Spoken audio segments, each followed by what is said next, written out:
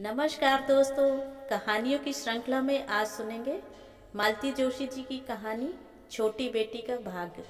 लेकिन उससे पहले मेरा आपसे विनम्र अनुरोध है कि अगर आपको मेरी कहानियाँ अच्छी लगती हैं तो मेरे चैनल को सब्सक्राइब ज़रूर करें, लाइक करें और अपने दोस्तों और परिचितों में शेयर भी करें। बेल आइकन दबाना बिल्कुल भी न भूलें। आज सुनिए छोटी बेटी का भाग्य। फिर राजा ने चौथी बेटी से पूछा, बेटी तुम किसके भाग्य का खाती हो? उसने अपनी बड़ी बहनों की देखा देखी उत्तर दिया, पिताजी मैं तो आपके भाग्य का खाती हूँ। राजा बड़ा खुश हुआ। फिर उसने सबसे छोटी लाडली बिटिया से प्रश्न किया, बेटे तुम किसके भाग्य का खाती हो? मैं तो अपने भाग्य का खाती हूँ, बिटिया ने तपाक से उत्तर दिया। उसकी बहनें सुनकर सन्न रह गईं। राजा को इतना ताव आया। इसमें ताव खाने की क्या बात थी? छोटी बिटिया ने ठीक ही तो कहा था। सुमन की इस टिप्पणी से कहानी का तार एकदम टूट गया। बच्चे और उसकी नानी उस काल्पनिक दुनिया में इतने खो गए थे कि पास बैठी सुमन को भूल चुके थे। मेहमानों की लिस्ट बनाना छोड़कर वह कब श्रोताओं में सम्मिलित हो गई थी, किसी को पता ही नहीं चला था। इसीलिए तीनों चौंक पड़े थे। छोटी ने ठीक ही तो कहा था। अपनी बात पर जोर देते हुए सुमन ने कहा, दुनिया जहान की छोटी बेटियां अपने ही भाग्य का तो खाती हैं, उनके लिए कौन कुछ करता है? सुमी, अम्मा ने तड़प कर कहा और चुप हो रही। बच्चे एकदम बौखला उठे। इतनी अच्छी कहानी चल रही थी, मम्मी को पता नहीं क्या खप्त सवार हो जाता है कभी कभी। मम्मी प्लीज, रश्मि ने ठुनक कर कहा, बीच में मत बोलो ना। बोलने का उत्साह सुमन का भी खत्म हो गया था। वह फिर से अपने काम में जुट गई। नानी ने भी बिखरे कथा सूत्रों को फिर से समेटना चाहा, पर बात कुछ बनी नहीं। सुमन, कहाँ हो भाई? सुरेश गेट से आवाज देते हुए ही घर में दाखिल हुए। इतनी कोफ्त हो आई उसे। कितनी बार समझाया है कि घर में इस समय अम्मा हैं, बड़े भैया हैं, कुछ तो लिहाज किया करो, पर इन्हें कभी होश ही नहीं रहता। क्या है? उसने बाहर आकर रुखाई से पूछा। ये कार्ड्स देख लो भाई, छपकर आ गए हैं। तुम्हारे ऑर्डर के मुताबिक हैं कि नहीं, देख लो। उसने रैपर खोलकर देखा।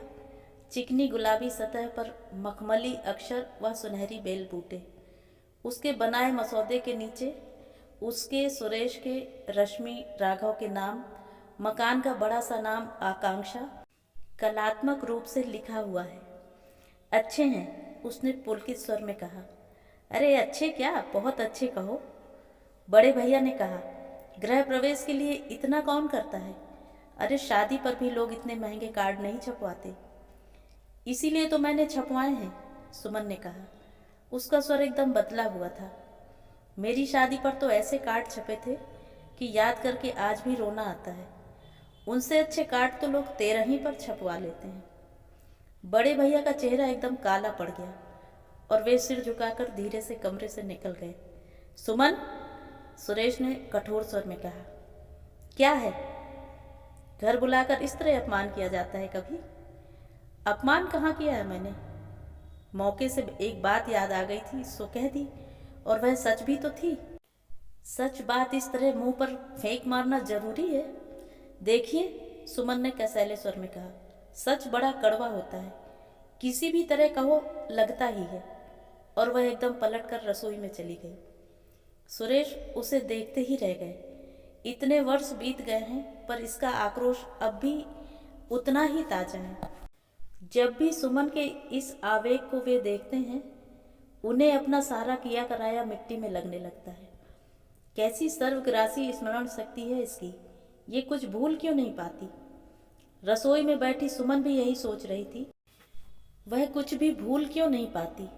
जब भी कुछ कहने को होता है, उसकी जबान पर जैसे 100 कांटे उगाते हैं। पता नहीं कैसा दंश है उसके मन में, जिसे वह 100 गुना करके लौटा देना चाहती है। अभी उस दिन अम्मा कहानी सुना रही थी। वे भी 5 बहनें थीं। 2 की शादी बाबूजी ने अपनी नौकरी के ज़माने में खूब धूमधाम से कर दी थी। 2 की शादी में उनकी सारी ग्रेजुएटी, सारा फंड निकल गया था। आधी पेंशन तक बिक गई थी। सुमन का वक्त आया, उस समय तक वे स्वयं भैया पर आश्रित हो चुके थे। भैया की भी शादी हो गई थी, उन्हें अपनी भी गृहस्थी देखनी थी, माँ बाप को पालना था। सुमन के ब्याह की फिक्र थी सो अलग। किसी प्राइवेट स्कूल में 250 पर दस्तखत करके 150 पाते हुए सुमन तेजी से बढ़ती जा रही थी। भैया और बाबूजी जगह जगह की खाक छान रहे थे, पर कोई लड़का हाथ नहीं आ रहा था। जैसे जैसे महंगाई बढ़ रही थी, लड़कों के भाव भी आसमान छू रहे थे। फिर इन लोगों के पास तो देने के लिए कुछ भी नहीं था। तभी किसी ने प्रोफेसर शर्मा का नाम सुझाया। 2 साल पहले ही उनकी पत्नी चल बसी थी। 2 नन्हे बच्चे थे। घर और बच्चों की देखभाल के लिए उन्हें एक सुशील कन्या की आवश्यकता थी। उनकी कोई मांग नहीं थी, बस कुमकुम कन्या ग्रहण करने को तैयार थे वे। अम्मा बाबूजी तो खुशी से झूम उठे। इतनी विकराल समस्या का इतना सरल हल निकल आएगा, उन्होंने सोचा भी नहीं था। भैया भाभी ने भी राहत की सांस ली, पर सुमन ने ही मना कर दिया। उसके कुंवारे सपनों को फेरे पड़ते ही किसी की मां बन जाना गवारा नहीं हुआ। उसके इस निर्णय की प्रतिक्रिया अच्छी नहीं हुई। घर का वातावरण कई दिनों तक उखड़ा उखड़ा सा रहा। भाभी उससे कटी कटी सी रही। बड़ी बुआ ने तो सुना भी दिया, कुछ तो अकल से काम लिया करो। दादा के बुढ़ापे का तो ख्याल किया होता। समय से शादी हो जाती तो तुम भी बच्चों वाली हो जाती कि नहीं अब तक। उनका क्या है, मर्द मानुस हैं, 100 रिश्ते लग जाएंगे, तुम ही बैठी रहोगी। बुआ ने सच कहा था। और भी 2 साल बीत गए और वह फिर भी अनब्याही रह गई थी। इस बीच बाबूजी भी चल बसे और शादी की बात जैसे ठंडे बस्ते में चली गई। भैया कहते, अब 27 साल की लड़की के लिए मैं कुंवारा लड़का कहाँ से लाऊं? भला हो मजली दीदी का। उन्होंने ही दया करके गांव नाते का एक देवर दिखा दिया था। माँ बाप का साया बहुत पहले उठ गया था। एक टाइपराइटर, एक कच्चा मकान और एक बीकॉम की डिग्री। जायदाद के नाम पर बस यही कुछ था। तभी लड़की वाले बिदकते थे। हिंदुस्तानी आदमी नौकरी पर जान छिड़कता है। छोटी ही सही पर बंधी बंधाई आमदनी तो है। अपने सारे सपनों को तिलांजलि देकर ही सुमन मंडप पर जा बैठी थी। बहुत बेमन से उसने नए जीवन में प्रवेश किया था। उस दरिद्र अनाथ युवक की गृहस्थी की गाड़ी खींचते हुए वह अक्सर हाँफ उठती।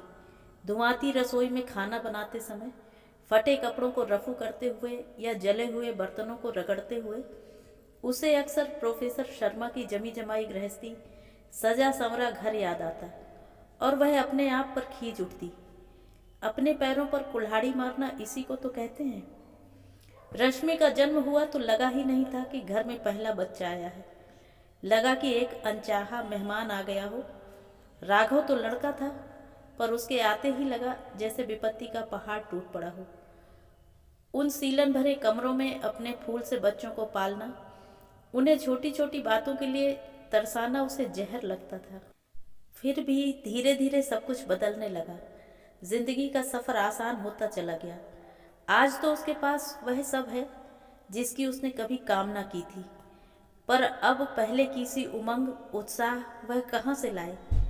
ये बीते हुए वर्ष उसके मन का सारा ही रस निचोड़ कर ले गए हैं। जैसे मन की तलहटी में रात दिन एक ज्वालामुखी सा धधकता रहता है। जरा कुछ हुआ नहीं कि लावा फूट पड़ता है। गृह प्रवेश सानंद संपन्न हो गया। सुबह विधि विधान से होम हवन किया गया। देवी देवताओं का शुभ कार्य के लिए आवाहन किया गया। पवित्र उदक से घर की शांति की गई। फिर दोपहर को ब्रह्मभोज हुआ। 11 तरह की मिठाइयाँ और भरपूर दक्षिणा। ब्राह्मण देवता प्रसन्न हुए और आशीर्वादों की झड़ी लगाते हुए विदा हुए। शाम को रिसेप्शन था। खाने का प्रबंध 3 सितारों वाले एक होटल को सौंपा गया था। मंडप की सज्जा शहर के प्रसिद्ध टेंट हाउस के जिम्मे थी। उन्होंने नए घर को दुल्हन की तरह सजा दिया था। सुमन की शादी में ऐसा कोई हंगामा नहीं हुआ था, इसीलिए वह जैसे सारी कसर निकालने पर तुली थी। उसके पीहर से भी जो सामान आया था वह मौके के अनुरूप ही था। उसने चुटकी भी ली थी। अम्मा, इतनी भारी साड़ी तो तुमने मुझे शादी पर भी नहीं दी थी। और उसी साड़ी को पहनकर वह मंडप में फूली फूली फिर रही थी। कोई प्रशंसा करता तो गर्व से कह देती, अम्मा लाई हैं। अरे, इसने तो जैसे एक छोटी मोटी शादी ही निपटा दी। अम्मा गदगद होकर जिस तिस से कहती फिर रही थी।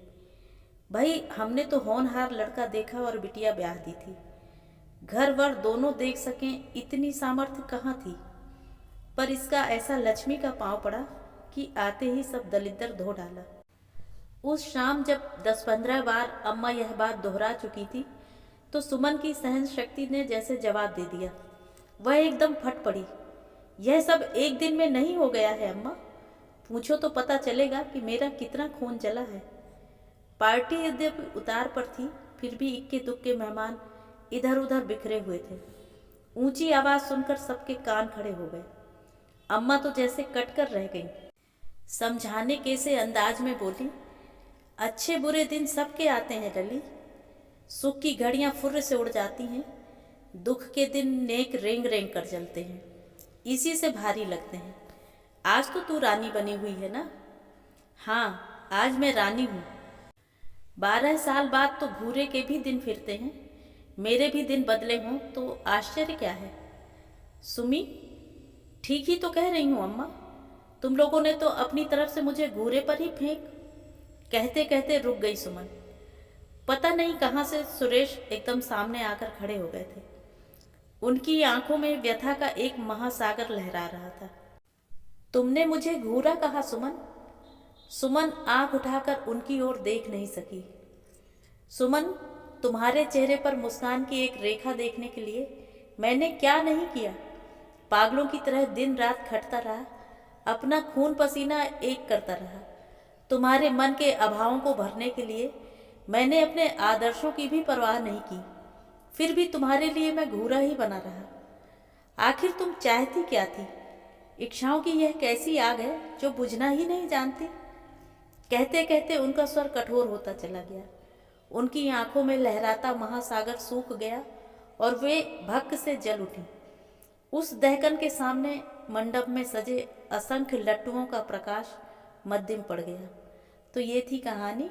कहानी आपको कैसी लगी कमेंट करके ज़रूर बताएं।